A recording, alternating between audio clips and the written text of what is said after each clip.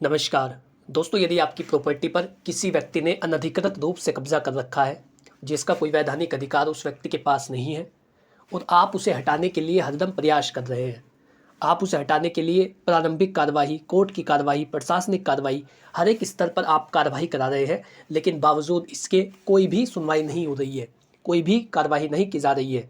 तो ऐसी स्थिति के अंदर आपके मन में ये प्रश्न आता है कि क्या केवल कोर्ट के माध्यम से कब्जा हटाया जा सकता है? तो मैं आपको बताने वाला हूँ, नहीं, इसके अन्य भी कई सारे रास्ते होते हैं।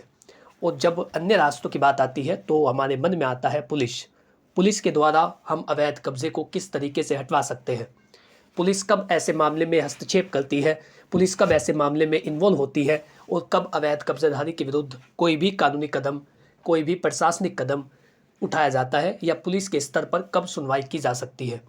आज के इस वीडियो में मैं आपको बताने वाला हूँ कि पुलिस अवैध कब्जे के मामले में कब हस्तक्षेप करती है और कब पुलिस उसको हटवाने के लिए कोई भी आदेश कर सकती है, किसी भी तरीके की जोर ज़बरदस्ती कर सकती है, लेकिन वो कब करेगी, ऐसी कौन सी परिस्थितियाँ होती है। एक तो वो बात मैं आपको बताऊंगा कि वो कौन सी परिस्थितियाँ होती है जिनमें पुलिस अवैध कब्जाधारी को हटाने के लिए कार्रवाई कर सकती है। दूसरी बात मैं आपको बताऊंगा कि अवैध कब्जाधारी को हटवाने के लिए एक प्रभावी रणनीति क्या होती है, आप किस तरीके से प्रारंभ से लेकर अंत तक की कार्रवाई करा सकते हैं। सारी बातें इस वीडियो में आज आपको बताई जाएंगी। उससे पहले यदि आप चैनल पर पहली बार आए हैं तो आपसे निवेदन है, हर बार की तरह, कि हमारे चैनल के माध्यम से आपको कानूनी जानकारियाँ, विधिक परामर्श, लीगल एडवाइस, ये सारी चीज़ें बिल्कुल मुफ्त में दी जाती है और आपके अधिकारों के बारे में आपको बताया जाता है, सरकारी योजनाओं के बारे में बताया जाता है। यदि आप ऐसी ही जानकारियाँ पाना चाहते हैं तो आज ही चैनल को सब्सक्राइब कर लें। बिल्कुल मुफ्त में आपको कानूनी जानकारियाँ इस चैनल के माध्यम से प्रोवाइड की जाती है। इसी के साथ यदि आप किसी मुद्दे पर कोई जनरल गाइडेंस लेना चाहते हैं, आप कुछ पूछना चाहते हैं, आपका कोई क्वेश्चन है, तो स्क्रीन पर दिए गए नंबर पर व्हाट्सअप करें, अपनी पूरी कानूनी समस्या को विस्तार से लिख करके भेजें, मैं जल्दी उसका भी उत्तर दूंगा। दोस्तों चलिए अब बात करते हैं कि पुलिस ऐसे मामलों में कब हस्तक्षेप कर सकती है, पुलिस ऐसे मामलों में कब इन्वॉल्व हो सकती है, कब उस अवैध कब्जाधारी को हटाने के लिए प्रारंभिक कार्रवाई की जा सकती है। तो सबसे पहला है जबरन कब्जा।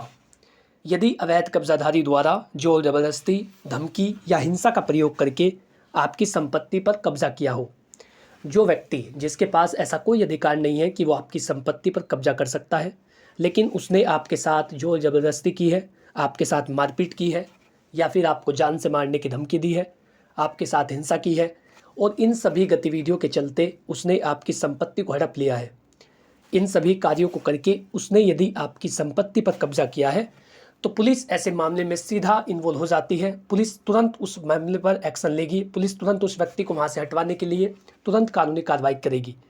तो यदि आपके साथ ऐसा कुछ हुआ है तो इसके प्रमाण आपको कलेक्ट करने हैं, इससे जुड़े जो सबूत है जो ये बता सके कि आपके साथ धमकी आपको दी गई, आपके साथ मारपीट की गई, हिंसा की गई, आपके अधिकारों का हनन किया गया, जोर जबरदस्ती की गई, तो ऐसी स्थिति में धारा 164 लागू होगी।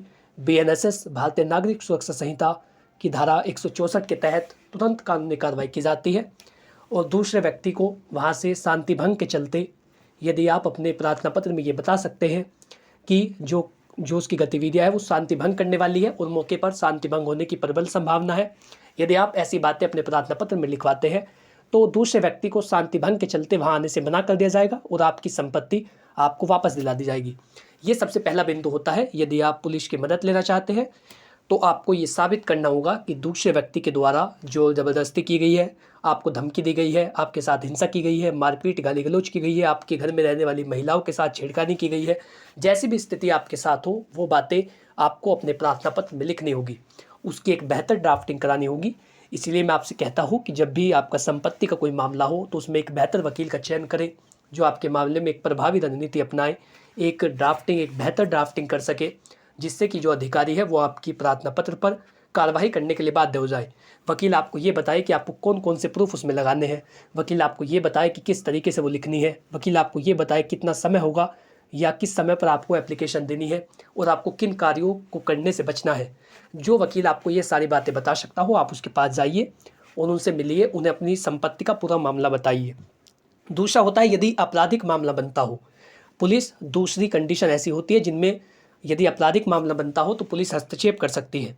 यदि अवैध कब्जा, धोखाधड़ी, फर्जी दस्तावेजों या झूठी पहचान का उपयोग करके किया गया हो, यदि किसी व्यक्ति ने आपके साथ धोखा किया है, उसने धोखाधड़ी से उसके जाली दस्तावेज बनवा लिए है, इसी के साथ यदि वो अपनी झूठी पहचान का दावा कर रहा है कि वो व्यक्ति वो है लेकिन वो नहीं है और वो आपकी संपत्ति पर कब्जा कर रहा है, तो ऐसे में भी पुलिस तुरंत हस्तक्षेप करेगी। तुरंत उस व्यक्ति को वहाँ से हटाने के लिए उसके खिलाफ आपराधिक मुकदमा दर्ज किया जाएगा। यदि कुछ ऐसी स्थिति होती है जिसमें अवैध कब्जाधारी ये कहता है कि संपत्ति के दस्तावेज मेरे पास भी है और आपको पूर्ण रूप से ये ज्ञात है कि उसके दस्तावेज फर्जी है, तो आप उसके अगेंस्ट में धोखाधड़ी के तहत एप्लीकेशन दर्ज करा सकते हैं, एफआईआर दर्ज करा सकते हैं कि इस व्यक्ति ने हमारे साथ धोखाधड़ी की है, इसने जाली दस्तावेज पुलिस वालों को दिखाए हैं और उन दस्तावेजों की आपको पूर्ण रूप से जानकारी होनी चाहिए कि वो दस्तावेज फर्जी है और आप उन्हें साबित कर सके, आपके पास पंजीकृत दस्तावेज हो, रजिस्टर्ड डॉक्यूमेंट हो, जिसकी बिना पर आप ये कह सके कि संपत्ति आपकी है। तो ये बहुत महत्वपूर्ण होता है। यदि आप ये कह सकते हैं तो तुरंत ऐसे व्यक्ति पर एफआईआर दर्ज करवाएं। तीसरा, संपत्ति विवाद से परे मामला हो। यदि वो जो मामला है वो प्रॉपर्टी डिस्प्यूट का नहीं है बल्कि प्रॉपर्टी डिस्प्यूट का एक सहारा लिया जा रहा है आपको परेशान करने के लिए, यदि मामला केवल दीवानी विवाद का है तो पुलिस इसमें सीधे हस्तक्षेप नहीं करती।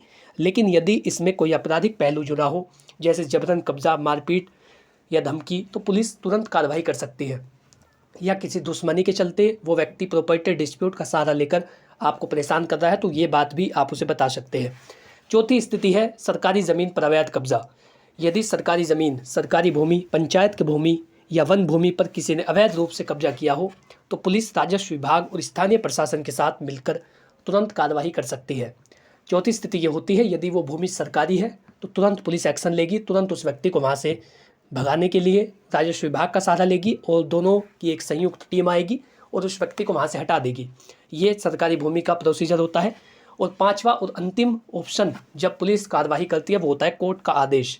कोर्ट के आदेश प्राप्त करने के बाद ही पुलिस जबरन उस व्यक्ति से कब्जा खाली करा सकती है, यदि वो केवल प्रॉपर्टी डिस्प्यूट था, यदि वो मारपीट से संबंधित मामला नहीं था।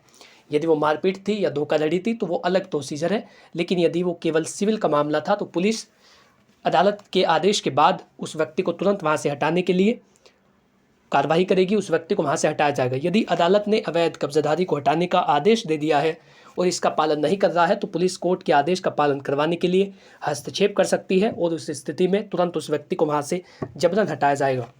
ये आपने जान लिया कि पुलिस किन स्थितियों में आपके मामले में हस्तक्षेप कर सकती है और अवैध कब्जाधारी को हटवाने के लिए प्रारंभिक कार्रवाई कर सकती है या फिर अंतिम कार्रवाई कर सकती है जिससे उस व्यक्ति को वहाँ से हटाया जाए। अब आप दूसरा बिंदु जानेंगे पुलिस से शिकायत करने की प्रक्रिया, क्योंकि ये बहुत महत्वपूर्ण है। इसमें सबसे पहला बिंदु आपको ध्यान देना है, थाना स्तर पर शिकायत दर्ज करना। अपने क्षेत्र के पुलिस स्टेशन में एक लिखित शिकायत दे। आपके आसपास जो थाना हो आप वहाँ पर जाकर के एक लिखित रूप में एक प्रभावी तरीके से शिकायत ड्राफ्ट करके वहाँ पर दे और उसके साथ अपने जो संपत्ति से जुड़े दस्तावेज है वो सभी चीज़ें आप उसमें लगाएं। इसी के साथ शिकायत में ये स्पष्ट रूप से बताएं कि किस प्रकार अवैध कब्जा हुआ है, कब्जाधारी कौन है, क्या कानूनी दस्तावेज आपके पक्ष में है। आप उसमें ये भी बताइए कि आप कौन है, आपका संपत्ति पर अधिकार किस तरीके से आया है, दूसरा व्यक्ति कौन है, क्या उसके पास ऐसा कोई अधिकार है या वो धोखाधड़ी से जाली दस्तावेज प्रस्तुत करके प्रशासन को गुमराह कर रहा है। ये सारी बातें आप उसमें बताइए, ये बहुत महत्वपूर्ण होती है। यदि पुलिस एफआईआर दर्ज करने से मना करे तो वरिष्ठ अधिकारियों से मिले, आप एसएसपी साहब के पास जाइए, उन्हें बताइए कि आपका मामला किस प्रकार से है, उनसे व्यक्तिगत रूप से बात करिए और ये बताइए यदि पुलिस रिश्वत लेकर या किसी अन्य कारण से कार्रवाई नहीं कर रही है, वो व्यक्ति दबंग है, पुलिस यदि उसके मामले में कोई हस्तक्षेप नहीं कर रही है, तो ये बातें आप उच्च अधिकारियों को बता सकते हैं। इसी के साथ दूसरा होता है एसपी या डीएम से संपर्क करना। यदि थाना स्तर पर कार्रवाई नहीं होती तो जिले के पुलिस अधीक्षक या जिला अधिकारी को लिखित रूप से शिकायत दे। जिला अधिकारी को इस मामले को राजस्व विभाग, नगर निगम या अन्य संबंधित विभागों को कार्रवाई करने के लिए भेजा जा सकता है। वहाँ से आदेश किया जाएगा कि आप इनके मामले पर कार्रवाई करें और वहाँ जा कर के देखें, मौके का मुआयना करें, संपत्ति किस व्यक्ति की है, कौन व्यक्ति दस्तावेज दिखा रहा है, आसपास के लोगों से जानकारी ले, स्थानीय लोगों के बयान ले। ये सारी बातें होती है जिनसे कि एक रिपोर्ट तैयार की जाती है कि वास्तविकता में भूमि किस व्यक्ति की है और कब्जा किस व्यक्ति ने कर रखा है। कोर्ट में मुकदमा दर्ज करना। यदि पुलिस कार्रवाई करने में असमर्थ हो तो सिविल कोर्ट या हाई कोर्ट में अवैध कब्जा हटाने के लिए याचिका दायर करे। अब देखिए, यदि वो मामला केवल सिविल कोर्ट से संबंधित है और दूसरी पार्टी कह रही है कि साहब ये भूमि हमारी है या वो दस्तावेज अपने दिखा रहा है, तो फिर पुलिस इसमें सीधा इन्वॉल्व नहीं हो सकती, क्योंकि ये सिविल कोर्ट का मामला होता है कि संपत्ति पर स्वामित्व किस व्यक्ति का है। तो यदि कुछ ऐसी स्थिति हो तो फिर आपको सिविल कोर्ट में जाना होगा, आप वहाँ पर याचिका दायर कर सकते हैं।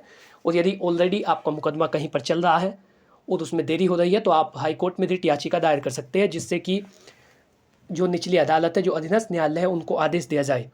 यदि निचली अदालत उस न्याय में नहीं मिल रहा है तो हाई कोर्ट में रिट पिटीशन दायर की जा सकती है। हाई कोर्ट सीधे पुलिस और प्रशासन को कार्रवाई करने का आदेश दे सकती है। अब है अवैध कब्जेधारी को हटाने के लिए पूरी कानूनी प्रक्रिया किस प्रकार से होगी। सबसे पहले धारा 6 विशेष राहत अधिनियम की धारा 6 स्पेसिफिक रिलीफ एक्ट के सेक्शन 6 के मुताबिक यदि कब्जा 6 महीने के भीतर हुआ है तो आप धारा 6 के तहत मुकदमा दर्ज कर सकते हैं। देखिए, यदि कब्जा आपकी भूमि पर आज हुआ है तो उससे 6 महीने बाद तक आप सेक्शन 6 का मुकदमा दायर कर सकते हैं, जिससे आपकी भूमि आपको मिल सके, उस पर कब्जा आपको मिल सके। और कब्जा वापस पाने के लिए आप उसमें मांग करेंगे। इसमें कोर्ट कब्जा वापस देने का आदेश दे सकती है, भले ही कब्जादारी मालिक होने का दावा करे। यदि सेक्शन 6 का दावा आप करते हैं और आप उसमें ये बताते हैं कि संपत्ति पर पहले आपका कब्जा था और दूसरे व्यक्ति ने जबरन आपसे कब्जा छीन लिया है, तो सेक्शन 6 के अंतर्गत कोर्ट सिर्फ ये देखेगी कि कब्जा आपका था या नहीं, या आप उसके संबंध में कौन से प्रमाण दाखिल कर रहे हैं, कौन से एविडेंस आप दे रहे हैं, क्या क्या सबूत आपने कलेक्ट कर रखे हैं जो आप न्यायालय के समक्ष प्रस्तुत कर रहे हैं। तो अपने सबूतों को पुख्ता बनाइए, अपने सबूतों को मजबूत बनाइए, ताकि आप ये बता सके कि संपत्ति पर आपका कब्जा था। तो सबसे पहला जो मैंने आपको बताया वो होता है सेक्शन 6 का, जिससे कि आप जल्दी से जल्दी कब्जा वापस ले सकते हैं। इसी के साथ धारा 164 के तहत आप कार्रवाई करा सकते हैं। यदि संपत्ति को लेकर विवाद से शांति भंग होने की आशंका हो तो धारा 164 ऑफ BNSS के तहत SDM DM के समक्ष मामला दायर किया जा सकता है। SDM संपत्ति को सील कर सकते हैं और कानूनी कब्जादारी को बहाल कर सकते हैं, वहाँ से हटाया जा सकता है। आप धारा 164 का सहारा ले सकते हैं। इसी के साथ आप धारा 101 ट्रांसफर ऑफ प्रॉपर्टी एक्ट, यदि किराएदार या कोई अन्य व्यक्ति आपकी संपत्ति पर कब्जा नहीं छोड़ रहा है तो इस धारा के तहत कानूनी कार्रवाई की जा सकती है। तो ये एक प्रभावी रणनीति होती है। यदि आप कब्जाधारी को हटवाना चाहते हैं, आप वहाँ से अपनी संपत्ति पर कब्जा वापस पाना चाहते हैं। इसी के साथ प्रभावी कदम क्या क्या हो सकते हैं अवैध कब्जे के मामले में। सबसे पहला, संपत्ति के दस्तावेज दुरुस्त रखें। हमेशा अपने संपत्ति के दस्तावेज जैसे रजिस्ट्री, खसरा खतौनी, जमाबंदी और बिजली पानी के बिल सुरक्षित रखें। यदि आप कोई भी कानूनी प्रक्रिया अपनाना चाहते हैं तो केवल मौखिक आधार पर आप कुछ नहीं कह सकते, आपको अपने दस्तावेजों को प्रस्तुत करना होता है। आपको ये बताना होता है कि आप किस हक से बात कर रहे हैं, आपका क्या अधिकार है, वो भूमि आपकी किस प्रकार से है। तो ये बातें आप तभी बता पाएंगे जब आपके पास पुख्ता सबूत होंगे। इसीलिए मैं आपसे कह रहा हूँ कि आप रजिस्ट्री, खसरा खतौनी, जमाबंदी और बिजली पानी के बिल हमेशा सुरक्षित रखें। पुलिस कंप्लेन करें, तुरंत कब्जा होते ही पुलिस को सूचना दे और FIR दर्ज कराने का अनुरोध करें। अदालत से स्थगन आदेश, यदि कोई कब्जा करने की कोशिश कर रहा है तो कोर्ट से स्टे ऑर्डर, अस्थायी रोक लेना सबसे प्रभावी कदम है। यदि आपको लग रहा है कि संपत्ति पर जिस व्यक्ति ने कब्जा कर रखा है वो आपकी संपत्ति को नुकसान पहुंचा रहा है, कंस्ट्रक्शन का कार्य कर रहा है, उसमें अवैध निर्माण कर रहा है, तो ऐसी तमाम स्थितियों के अंदर आप अस्थायी आदेश ले सकते हैं, जिससे कि उस व्यक्ति को वहाँ से हटाने के लिए अस्थायी रूप से उसको वहाँ से हटा दिया जाए जब तक सिविल कोर्ट का निर्णय नहीं आ जाता। इसी के साथ स्थानीय प्रशासन और राजस्व विभाग की मदद ले। यदि सरकारी या विवादित जमीन पर कब्जा हुआ है तो तहसीलदार या जिला प्रशासन से शिकायत करें। इसी के साथ एक व्यक्तिगत निगरानी रखें। आप आते जाते ये देखते रहे कि आपकी संपत्ति का कोई व्यक्ति प्रयोग तो नहीं कर रहा है। यदि आपकी संपत्ति खाली पड़ी है तो समय समय पर उसकी निगरानी करें। संपत्ति पर यह निजी संपत्ति है का बोर्ड लगाए और सुरक्षा के लिए CCTV कैमरे लगाए। तो ये एक प्रभावी रणनीति होती है। यदि आप अपनी संपत्ति को कब्जाधारी से वापस लेना चाहते हैं, ऐसे व्यक्ति से अपनी भूमि को छीनना चाहते हैं जिसका कोई अधिकार उसके पास नहीं है लेकिन वो आपकी संपत्ति पर कब्जा करके बैठा है, तो ये वो महत्वपूर्ण जानकारी थी जिसमें आपने जाना कि पुलिस कब आपके मामले में हस्तक्षेप करेगी, पुलिस कब कब्जाधारी को हटाने के लिए कोई कार्रवाई कर सकती है, आपको क्या सावधानियां बरतनी है, कौन कौन से दस्तावेज आपको अपने पास सुरक्षित रखने हैं। यदि आपको वीडियो अच्छा लगा हो तो वीडियो को लाइक करें और चैनल को सब्सक्राइब कर लें ताकि इसी प्रकार की महत्वपूर्ण वीडियो, लीगल नॉलेज, विधिक परामर्श, आपके अधिकार, कानूनी जानकारियाँ, ये सभी चीज़ें आप तक बिल्कुल मुफ्त में पहुंच सके। इसी के साथ यदि आप किसी भी मुद्दे पर कुछ पूछना चाहते हैं तो कमेंट बॉक्स में लिखिए, मैं बहुत ही जल्द उसका जवाब आपको दूंगा। इसी के साथ यदि आप कोई जनरल गाइडेंस लेना चाहते हैं तो स्क्रीन पर दिए गए नंबर पर व्हाट्सअप करें। अपनी कानूनी समस्या का जो कुछ आप पूछना चाहते हैं आपको उसका भी जवाब दिया जाएगा। Thanks for watching this video. अपना कीमती समय देने के लिए धन्यवाद।